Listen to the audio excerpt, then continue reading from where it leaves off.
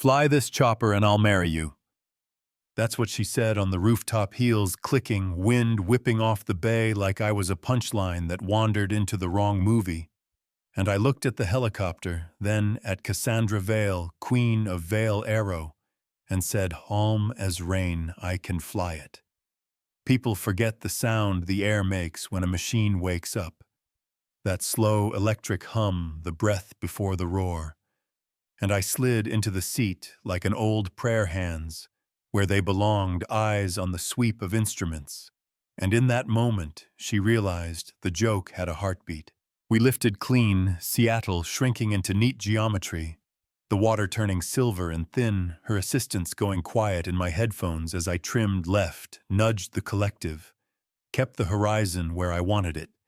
And she leaned forward with that CEO edge and asked where I learned to do that. And I said, "Places a person like you never has to know, not to be coy, just because sometimes the short version is the only one that fits." Mid-climb, a needle hesitated. Just a hair, the kind of hiccup you only feel if you've broken your body learning this craft. So I compensated without thinking. And she told me to focus on not killing us 60 million in Ridgeport, waiting, and all that. And I said, "Yes, ma'am," because sometimes, yes, ma'am, is the fastest way to the truth. You want to know a secret? A good landing should feel like a handshake. You practiced with your grandfather, soft and sure, so when the skids kissed the pad and she blew out a breath that sounded like relief, pretending to be contempt, I powered down, stepped out, and held up the little recorder I'd carried in my pocket for a long time. A promise is a promise. Her face had to choose then, bravado or math, with Trevor and Naya standing there remembering exactly what they heard her say. And she tried the word joke like that could unring a bell, but I smiled. Not for a camera, for the part of me that had walked 3 hard years to reach this, yes, and told her I understood jokes, and I also understood contracts, witnesses, consideration, and how fast a clip moves when a story has teeth. That rooftop wasn't my beginning. It was a door swinging on a hinge I built the night my life got small, 3 summers back when I was Captain Elijah Brooks, chief pilot, at Rainier Medical Air. The guy who moved hearts and blood and babies through the sky, while most of the city slept, and triage isn't personal. When you do it right, you put the dying child first, you take the VIP later. That's the job, that's the oath, so when the board lit up with 2 patients and 1 bird, I picked the 8-year-old who was circling the drain and told the woman with a bruised collarbone to wait. And that woman was Cassandra Vale, and she called someone with a title and said, "Make him disappear." And you know what happened next? Yeah, that happened. 2 weeks later, I was suspended for behavior I didn't recognize as mine. A review turned to fog. The license that was my second spine went into limbo jobs. Vanished, the house thinned out. My wife, Dana, tried to hold the month up with both hands, until the weight snapped something invisible, and she packed our daughter Amaya's clothes and left. And I learned the city by its shelters, library corners, church doors, the whole map of what pride looks like after it runs out. And I kept a notebook, names, dates, the path of money that smelled wrong, and a list titled, "Would anyone care if I just stopped?" I didn't stop because one day in a diner with coffee that tasted like change, a woman slid into the booth across from me with eyes that missed nothing and a windbreaker that still looked like a badge. Liana Cruz, former medical ethics investigator, escorted out for asking the wrong people the right questions, and she said, "You're not crazy." "Elijah, you're targeted," and she handed me a flash drive. Then another, "Don't plug these in anywhere." Stupid, and inside were emails with my name spelled wrong by people who never met me, backdated.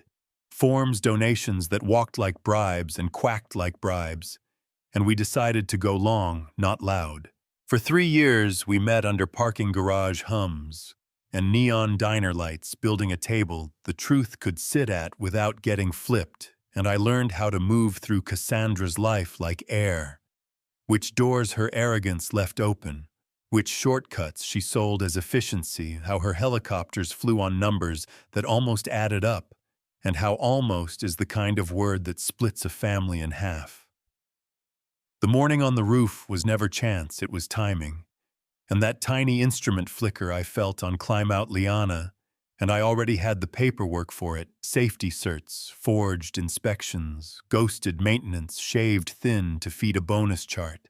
And if I'd augured in, she'd have blamed me and raised a glass at a memorial, while the board clapped softly, you know what I mean. We sent the packet to a federal prosecutor whose nephew we once flew under a bad moon, sent the audio to a journalist who doesn't mistake gossip for proof. Then we waited one last night, which is the longest kind of night, and sunrise pulled cameras to veil Arrow like tide, and Cassandra woke up to a lawyer suddenly discovering a conflict, and an elevator that forgot her badge, and by noon she was in a gray room where the air smells like paper and power, and the AUSA pressed play on a recording. I'd heard through a door I wasn't supposed to stand behind make him disappear. I don't care how, followed by a wire transfer receipt, followed by a maintenance log that looked clean until you read it like a mechanic, and she tried the word misunderstanding, and it broke in her mouth. At 2, a glass conference room with a view of a city she thought she owned. Her father Harold, reading from a script men like him keep in a drawer, for when the name on the building needs saving more than the child who wore it. You are relieved of your duties. Effective immediately, security walked her to an elevator that knows the difference between executive and employee, and I watched it on a bar TV and didn't cheer. I just felt a bone finally set. That night they put me in a borrowed suit and sat me under lights with a flag and asked how it felt to watch a person who tried to end me get ended, and I said, "Justice delayed is still justice." And I meant it, because I wasn't hungry to eat. What she lost, I was hungry to make sure the next pilot doesn't get punished for doing triage right. Later, she called voice smaller than money. "What do you want?" Elijah and I said, "I want you to understand that when you make yourself taller by standing on someone else's neck, the fall doesn't ask your permission. You tried to erase me for refusing to move a child out of a seat that belonged to her. I made you visible because the truth is stubborn. 6 months is a blink and a lifetime. And 6 months later, the same rooftop smelled like new sealant and second chances. Brooke's response air on the door, contracts that used to wear her name sliding across my desk, Dana, standing in the hangar, holding a paper cup telling me you look like yourself again, and me saying I never stopped.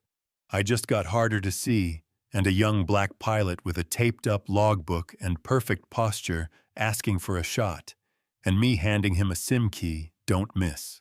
A courier brought a certified letter with a last name that used to own me a lawyer apology, and a note from Cassandra that trembled enough to tell the truth.